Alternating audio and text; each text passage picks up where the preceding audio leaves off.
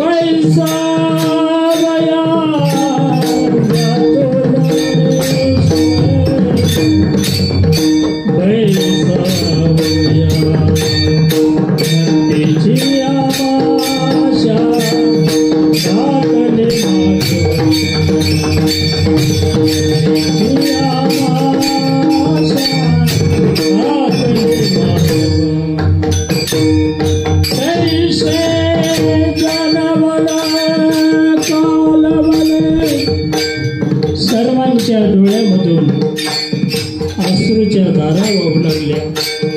नामदेवराय वर्णन करतात, जशी गवताची पिंडी बांधावी, गवत कापल्यानंतर आपण त्याला एका जागेवरती पिळा देतो, आळा देतो गवताचाच, आणि वारा यावा आणि तो आळा सुकून जावा आणि ते गवत रानोमाळ पांगल्या जावं. तशी अवस्था सर्व वारकरी बांधवांची झालेली आहे. कारण माऊली म्हणजे गवताचा पिळा होता, आणि हवा आल्यानंतर जसं गवत उडून जातं ना, तशी सर्व वारकऱ्यांची अवस्था झालेली आहे. नामामनी आता लोपला तीन पर, बाप ज्ञानेश्वर समाधिस्थ.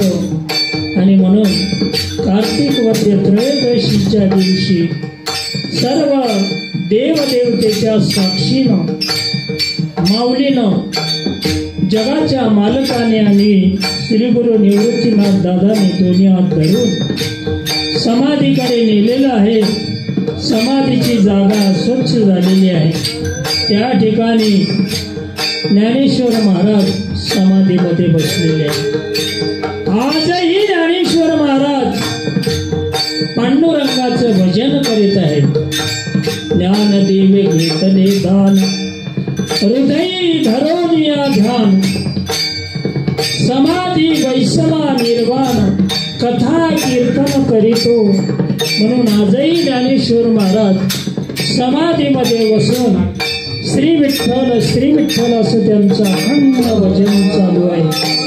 म्हणून आपण लाखोंच्या संख्येनं माऊलीच्या समाधी सोहळ्यासाठी उपस्थित आहोत. तो दिवस आजचा आहे. अतिशय आपण भाग्यवान मंडळी आहोत. म्हणून निवृत्तीनाथ दादा आणि पांडुरंगाने ज्ञानोबाला त्या ठिकाणी समाधीमध्ये बसवलेला आहे आणि समाधीची शिळा लावून घेतलेली आहे. आपण एकदा सर्वांनी मोठ्या पुंडलिकवर्दी हरिगजरामध्ये त्या ठिकाणी पुष्पवृष्टी करायची. बोला पुंडलिक वरदा हरिविठ्ठल श्री ज्ञानदेवना पंढरीनाथ माऊली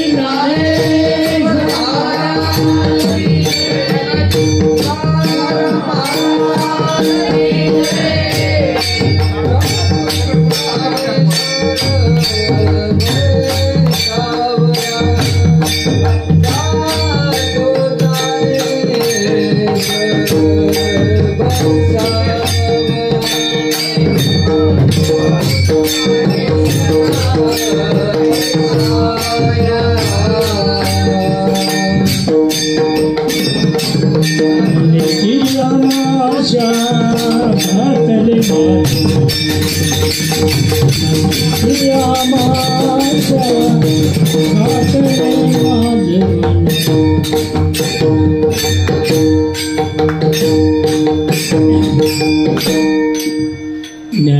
महाराज त्या ठिकाणी देवाच्या आणि श्री गुरूंच्या साक्षीनं आज समाधिस्थ झालेले आहेत आणि त्या ज्ञानेश्वर महाराजांनी वारकरी संप्रदायाचा पाया रचलेला आहे. त्या पायावरती कळसाचं काम जर कोणी केलं असेल तर माझ्या जगद्गुरु तुकोबारायांनी केलेलं आहे. म्हणून आजचा दिवस आपल्या सर्वांसाठी अतिशय भाग्यवान दिवस आहे, पुण्यवान दिवस आहे आणि आपणही आपल्या जीवनामध्ये पुण्य संपादन करण्याकरता या अलंकापूर नगरीमध्ये आलो. कारण माऊलीचा सोहळा आपण बघितलेला आहे. लाखोना वारकरी चालतात, प्रत्येकाच्या मुखामध्ये काय नाव असतं? माऊली. ड्रायव्हर असो त्याच्या मुखात माऊली, स्वयंपाक करणारा जरी असला तरी त्याच्या मुखात माऊली, कोणीही असो त्याच्या मुखामध्ये माऊली शब्द असतो. अशी ही माऊलीची किमया आहे. म्हणून त्या माऊलीचे आपण सर्व काय आहोत? लेकर आहोत बरं का. आणि ती माऊली आपला सांभाळ करीत असते.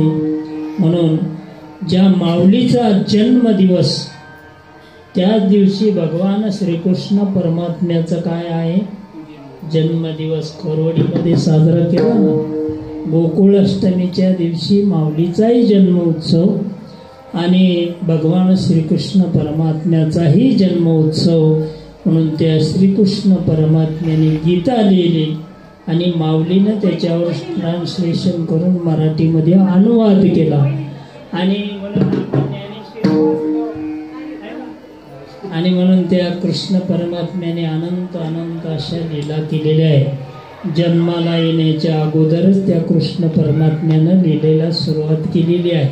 हो मारावय किंवा वसुदेवे तेव्हापासून त्या वरातीपासून लीला झाल्या. गोकुळामध्ये अनेक खेळ त्यांनी खेळले. रांगत रमणी चोरीत लोणी, धावणी धरती गवळणी, बांधिते चरणी देती गाराणी, यशोदे साजनी दैदूत बक्षुनी, तमाल निळे नवल केले साजनी, कृष्ण आळवा आळवा परतुनी माते दावा, कृष्ण आळवा.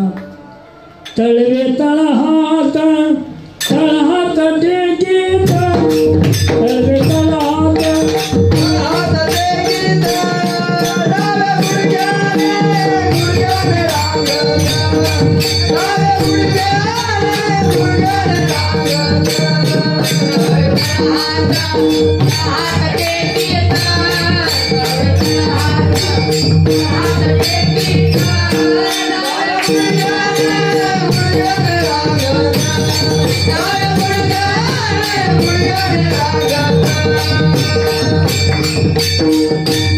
कृष्ण परमात्म्यानं डाव्या गुडघ्यानं रांगायला सुरुवात केली. रांगता रांगता चोऱ्या करायला सुरुवात केली आणि चोऱ्या करता करता करता चंद्रा नावाच्या गवळणीच्या घरी गेले आणि ती दोघं जण झोपले असताना दाढीची आणि वेलीची गाठ मारली. गाठबाई कोणाशी सुटेना, गाठबाई कोणाशी सुटेना, यशोदे बाळा तुझा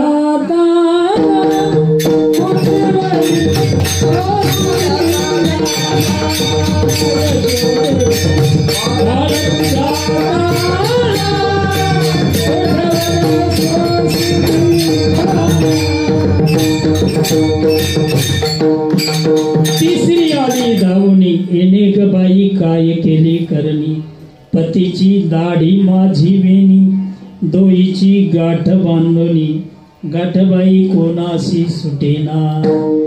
आणि मग दुसरी गवळण आली. दुसरी आली धावत, येणे ग बाई काय केली मात, मुखाशी मुख चुंबन देत, गळ्यामध्ये हात घालीत, धरू जाता सापडेना, अगबाई कोणासी आवरेना.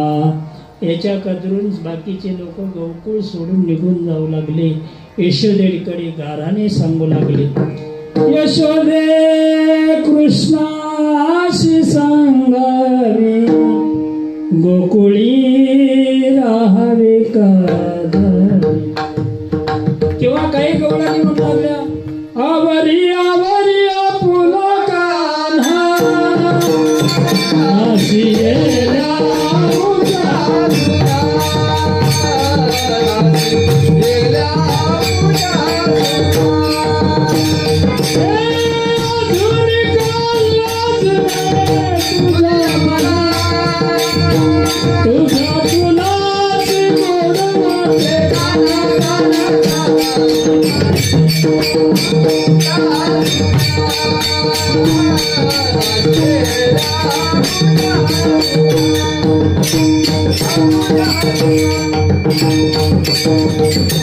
असे भरपूर गाराने यशोदा मैयाकडे येऊ लागले. बरं का, यशोदा मैया कंटाळी म्हणले, कृष्ण अरे तुला काय कमी आहे आपल्या घरी, काय मुनी का करीतो शी चोरी. नंदराजाच्या घरी भरपूर गायी होत्या, कितीतरी कोटी गायी होत्या बरं का. आणि मग एवढं दही तूप निघत असताना तू चोऱ्या का करतो. म्हणून यशोदा कंटाळी कृष्णाला सांगितलं, आता चोऱ्या करू नको. कृष्णाने काय केलं, 1 महिनाभर चोरी केली नाही. 1 मास देवे खोडी नाही केली, प्रचिती आली यशोदेशी. आणि अशा प्रकारे नंतर एकदा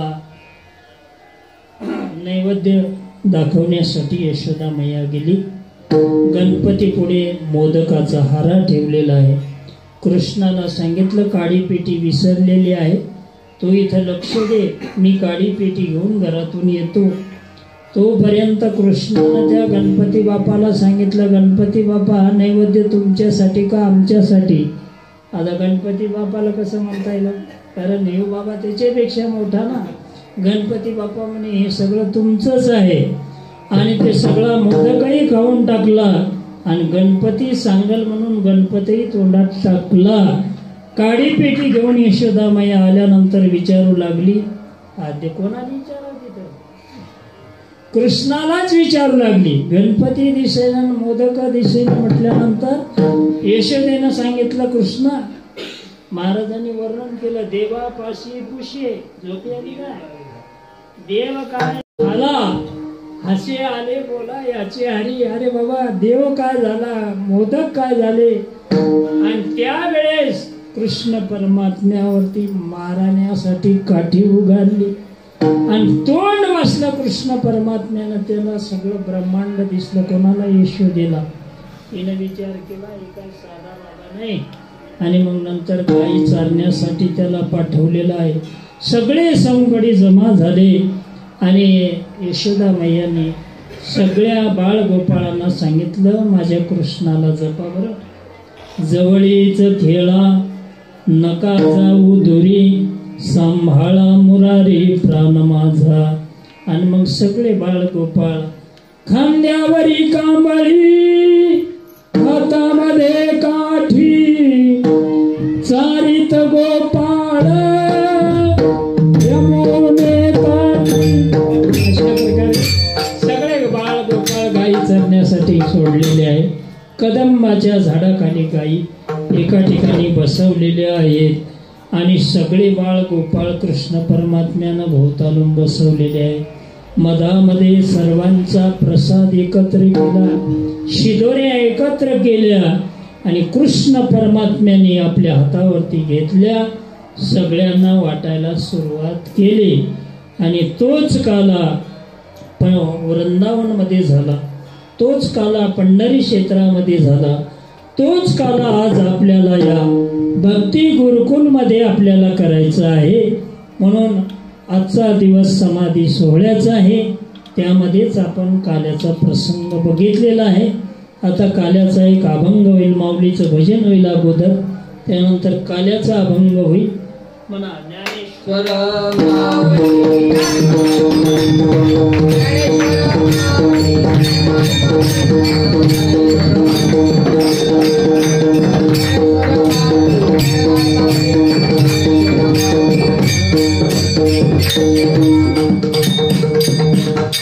ठिकाणी आपले मृदंग सेवक श्री हरिभक्तीपरायण गंभीरजी महाराज आणि त्यांचा सर्व परिवार यांनी एक छोटासा प्रयत्न दरवर्षी केलेला आहे की माऊलीच्या संजीवन समाधी सोहळ्याच्या निमित्तानं यावर्षी 4 दिवसाची कीर्तन सेवा, अन्नदानाची सेवा या ठिकाणी ती करत आहे. आणि पहिल्याना दुसऱ्या जागेमध्ये होते, तिथेही आपल्या समाधी सोहळ्याचं कीर्तन व्हायचं. आणि असाच उपक्रम त्यांनी सांगितलं पुढच्या वर्षी अजून मोठ्या प्रमाणामध्ये आपल्याला या ठिकाणी उत्सव करायचा आहे. आपण सर्व मंडळी त्यामध्ये सहभागी होऊयात आणि त्याचा आनंद घेऊयात.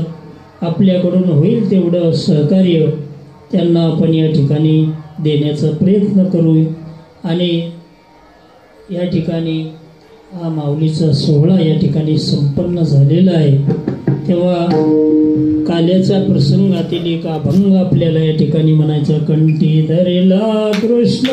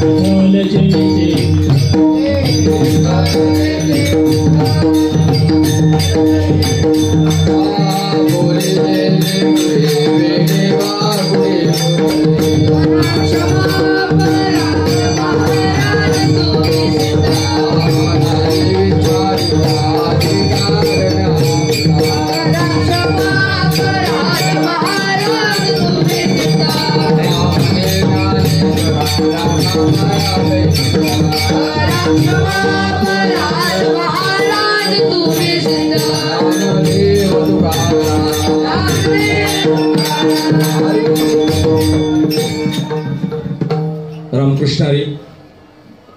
आज हा आपल्या भक्ती गुरुकुल वारकरी शिक्षण संस्थेमध्ये जो काही 4 दिवसाचा ज्ञानदानाचा, अन्नदानाचा आणि हा कार्यक्रम झाला, तर खरं तर हा कार्यक्रम समाधी सोहळ्यानिमित्ताने अनेक वर्षे झाली. जवळजवळ मला वाटते या कार्यक्रमाचं हे 9 ते 10 वर्ष आहे. दरवर्षी आपण पहिली आपली ज्या ठिकाणी संस्था होती तिथे सुद्धा दरवर्षी आणि समाधी सोहळा आपण साजरा करत होतो. आणि त्या समाधी सोहळ्याला दरवर्षी हरिभक्तपरायण गुरुवर्य शिवाजी बाबा शिंदे यांचाच कार्यक्रम आणि यांचंच कीर्तनाने समाधी सोहळा या ठिकाणी होत असायचा. मग यावर्षी सुद्धा बाबांना म्हटलं की खरं तर बाबांचा गावाकडनं आज म्हणजे रात्रभर प्रवास करून बाबा सकाळी सकाळी पोहोचले फक्त समाधी सोहळ्यासाठी. आणि दरवर्षीप्रमाणे या ठिकाणी हा आपला कार्यक्रम साजरा होत असतो. खरं तर गुरुवर्य बाबांचं वर्णन मी काय करावं. ज्यांनी आम्हाला चालायचं, बोलायचं शिकवलं. फक्त आमचा जन्म आमच्या आई वडिलांनी दिला, पण आमचा आळंदी या तीर्थक्षेत्रामध्ये जर सांभाळ कोणी केला असेल तर हरिभक्तपरायण गुरुवर्य आमचे शिवाजी बाबा आहेत. आणि बाबांच्याच सानिध्यात आम्ही इथं राहिलो. माधव बाबांकडे ज्यावेळेस आम्ही राहायला असायचो तर सांभाळण्याचं काम आम्हाला सर्व शिवाजी बाबा हे करायचे. मग आम्हाला ते धार्मिक शिक्षणामध्ये गीतेची संता असेल किंवा मधुकरी, सगळी व्यवस्था आमची शिवाजी बाबांनी त्यावेळेस आम्हाला सांभाळून घेतलं आणि म्हणून आज आम्ही या ठिकाणी उभे आहोत. जवळजवळ आपल्या सापडगावची नाही म्हटलं तरी त्यावेळेस 18 ते 20 विद्यार्थी होते. बरेच या ठिकाणी हरिभक्तपरायण शिवाजी महाराज शिंदे आहेत, हरिभक्तपरायण आत्माराम बाबा अवचार आहेत, अजून बरीच आपल्या गावची या ठिकाणी महाराज मंडळी, आणि महाराज मंडळी जरी नाही झाली पण व्यवहार दृष्टिकोनातून या ठिकाणी आळंदी तीर्थक्षेत्रावरती स्थायिक झालेली बरीच मंडळी आहेत. हे केवळ माऊली ज्ञानोबारांचा आशीर्वाद, शिवाजी बाबांचा आशीर्वाद आहे. मी बाबांना विनंती करेल, बाबा आम्ही आहे तोपर्यंत आपल्या या ठिकाणी समाधी सोहळ्याचं कीर्तन आपलंच या ठिकाणी होत राहावं कायमस्वरूपी, आणि समाधी सोहळा या ठिकाणी साजरा होत राहावा. या ठिकाणी आपल्या समाधी सोहळ्यासाठी भरपूर मंडळी सहकार्य करत असतात. आमचे पुण्याचे बालवडकर तात्या आहेत, आमचे आईसाहेब आहेत.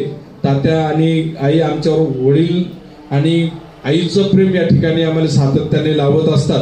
खरं तर आपण 500 किलोमीटरवरती जन्माला आलो, पण तिकडे जन्माला आलो तरी ती जन्मभूमी आहे, पण खरी कर्मभूमी असेल ती ही पुणे जिल्हा आहे.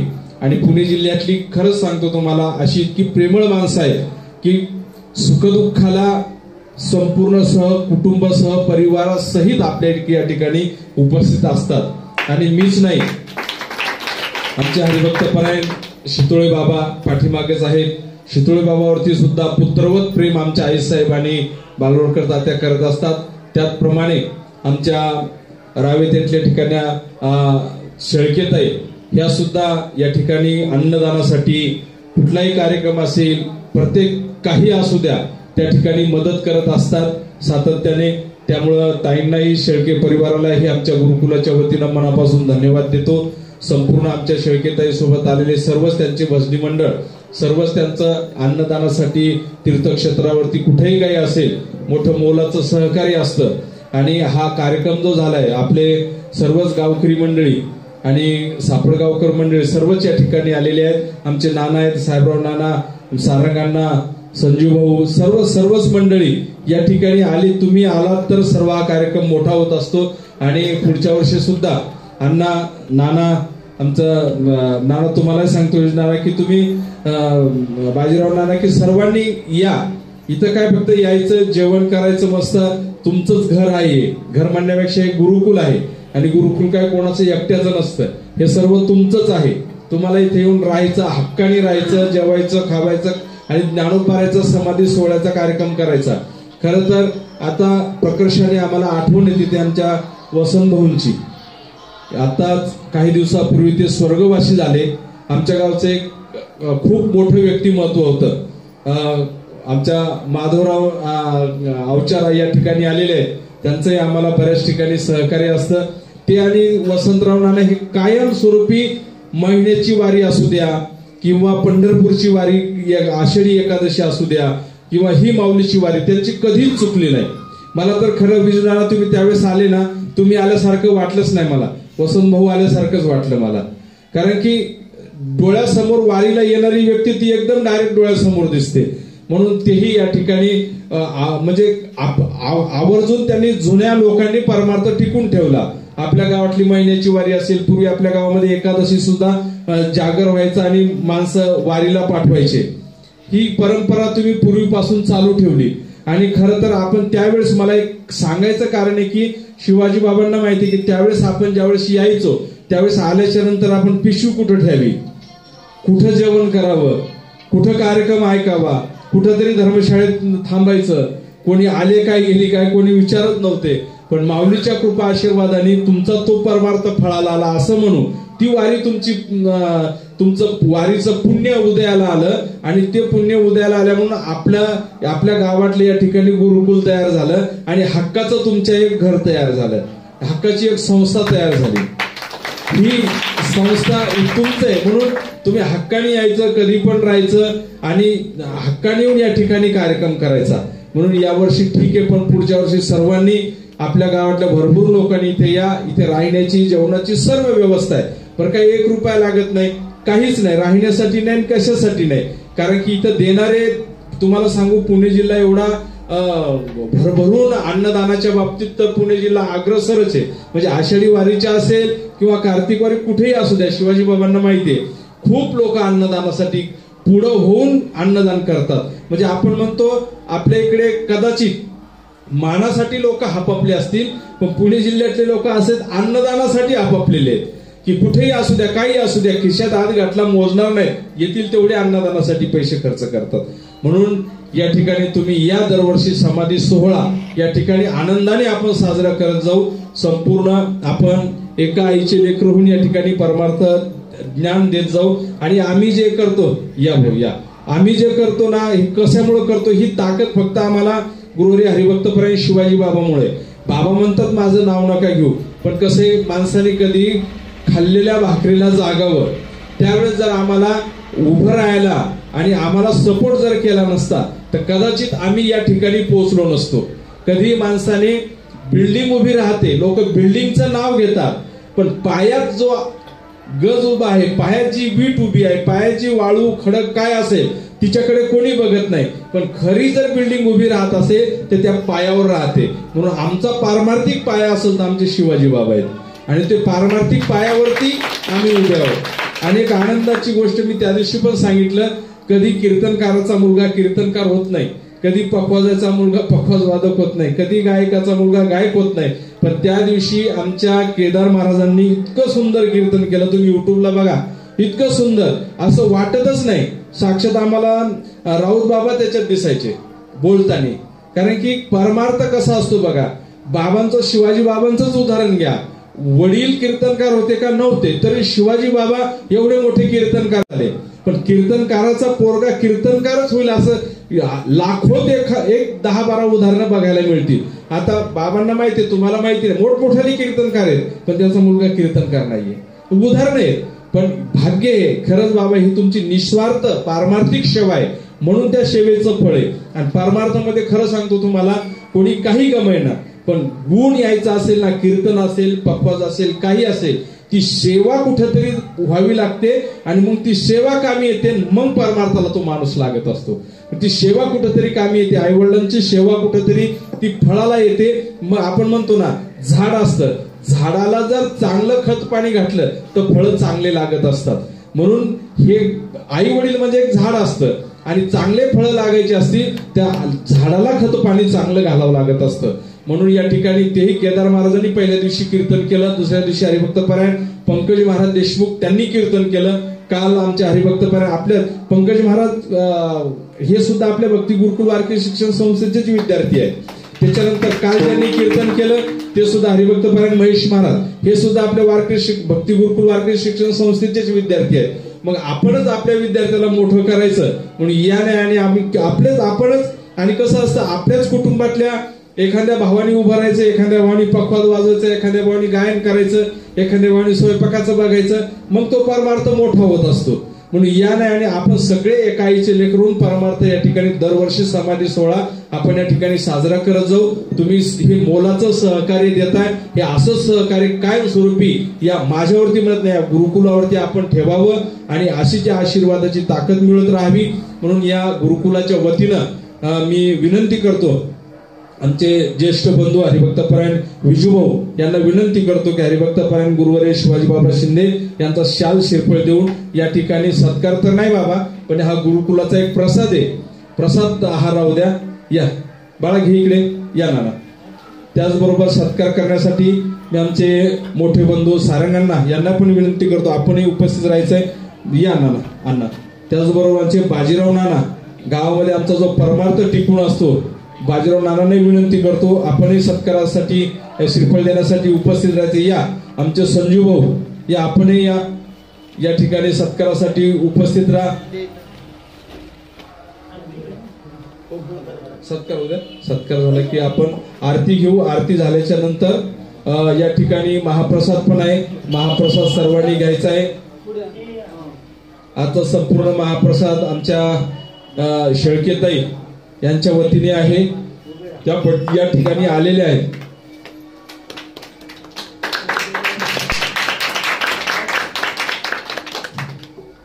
वा. आता आरती घेऊ. आणि आरती झाल्याच्या नंतर सर्वांनी भोजन करायचंय. भोजन केल्याशिवाय कोणीही जायचं नाही. या ठिकाणी आमच्या बालवडकर ताई आई साहेब बालवडकर आई साहेबांचाही मी या ठिकाणी आमच्या गुरुकुलाच्या त्यांना ते वाटणार नाही, पण आईना म्हणतो आई या ठिकाणी आईचाही सत्कार थोडक्यात आमच्या गुरुवर्य महाराजांच्या हस्ते या ठिकाणी आईंना प्रसाद देण्यात येईल. त्याचबरोबर आमच्या तनिताताई शेळके त्यांनाही प्रसाद आहे. फक्त या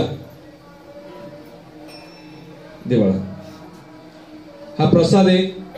खरं तर हे म्हणायला फक्त आपण सत्कार करतो, पण हा कार्यक्रमच यांचा आहे. एक घरातली माणसं आहेत. कुंडली कवरदास विठ्ठल श्री ज्ञानदेव फोटो काढवा तर भगवान की जय. आमच्या रंजूबाईंना मी विनंती करतो, बाईंनी ताईचा सत्कार या ठिकाणी करायचा आहे. आमच्या रंजूबाईचा खरं तर आमच्या आत्याची मुलगी आहे ती, आम्ही बाई म्हणतो तिला, पण ते कायमस्वरूपी इथे बाईचं आम्हाला सहकार्य असतं. आणि शालदे बाळा म्हणजे पार स्वयंपाक करण्यापासून काय जिथं आडी अडचण असेल सगळं तिथं आमची बाई. घरात बाईला मी काय सांगत असतो, बाई आली की घरात आमच्या मोठं कोणतरी घरात आल्यासारखा आम्हाला भास होतो, म्हणून सांगत असतो की 4 दिवस इथे येऊन मुक्कामी राहायचं. हा श्रीफळ नारळ. कुंडली कवरदा हरी विठ्ठल श्री ज्ञानदेव पंढरीनाथ भगवान की जय. माऊली ज्ञानेश्वर महाराज की जय. आरती आरती आरती लावते आरती. हा आई साहेब आणि शेळकेताई दोघे जणी आरती घ्या माऊलीची.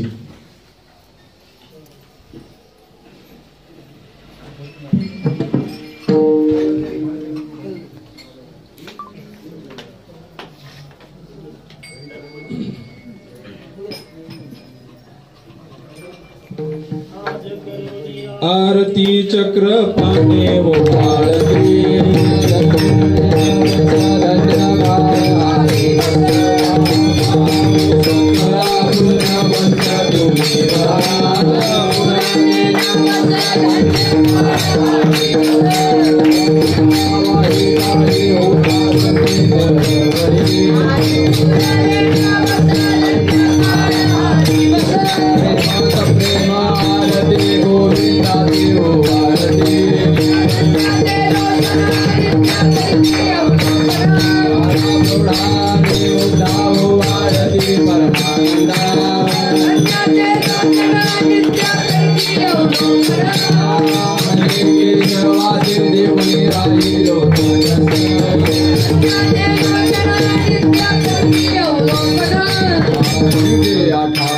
विटेवर येऊ Jagannatha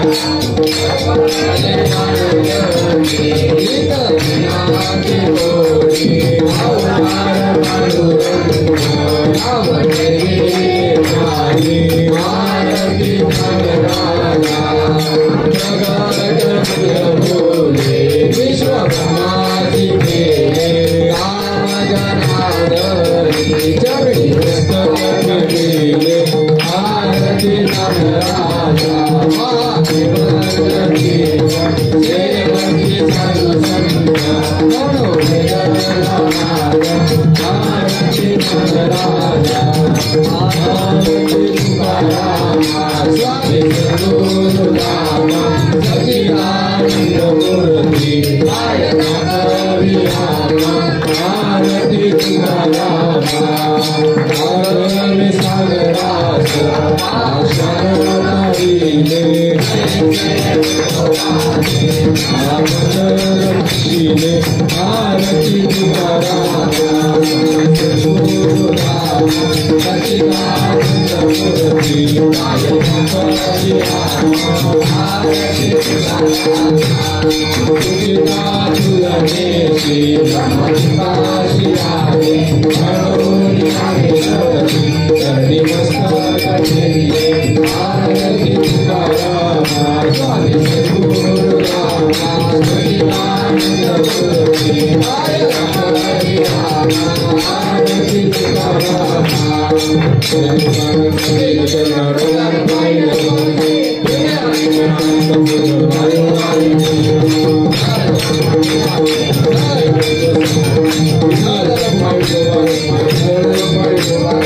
हेची व्हावी माझी आज जन्मोजन्मी तुझा दास पंढरीचा वारकरी वारती पुणेरे संत संग सर्व काळ अखंड प्रेमाचा कल्लोळ पंढरीचा वारकरी चंद्रभागेश तुका मागे हेची दान पंढरीचा वारकरी विठ्ठल रखुमाई विठोबा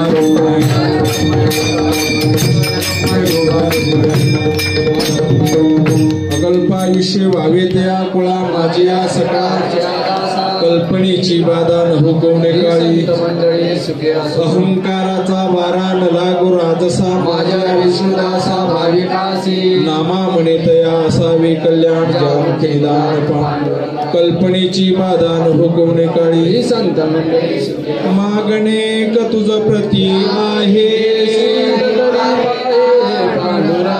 या संतास निरविहेची मज देई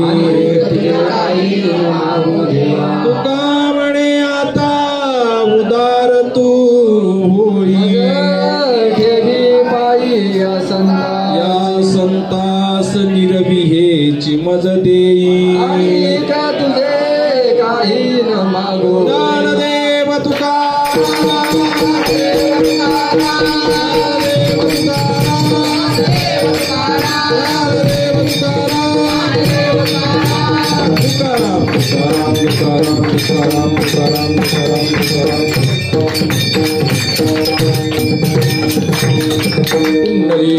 प्रसादाची वाट द्यावे दुनिया घेऊन जाईन तुमचे लालिया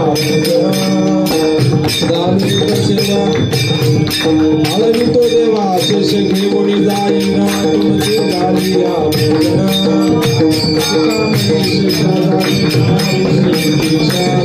घेऊन जाईन तुमचे लालिया तुकाराम तुकाराम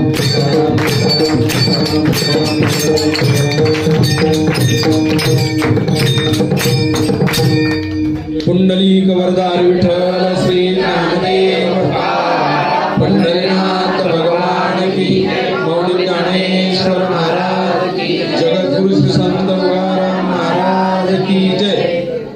सर्वांनी वरती भोजनासाठी जायचे गुरुकुलातल्या विद्यार्थ्यांना विनंती।